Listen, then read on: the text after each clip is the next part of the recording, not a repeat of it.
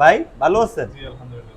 আচ্ছা, আমরা আজকে দেখব ওভারলক মেশিনে কি কাজ করতেছে। আপনি এখন কি কাজ করবেন? আমি এখন ইনসিয়াম মারবো, ওনাকে ইনসিয়াম মারা শেখাবো। আচ্ছা, দেখেন কিভাবে ইনশিয়াম মারতে হয়, কিভাবে ইনশিয়াম সেলাই করতে হয়, দেখি সেলাই করেন। হ্যাঁ, কিভাবে ইনশিয়াম সেলাই করতে হয় দেখুন। আমি এখানে এইভাবে কাজ শেখাই যমুনা গার্মেন্টস ট্রেনিং সেন্টারে।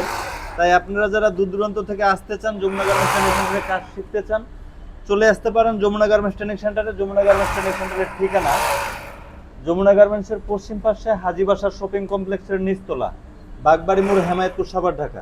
এই ইনশিয়ামের পয়েন্ট কয়টা থাকে? একটা পয়েন্ট।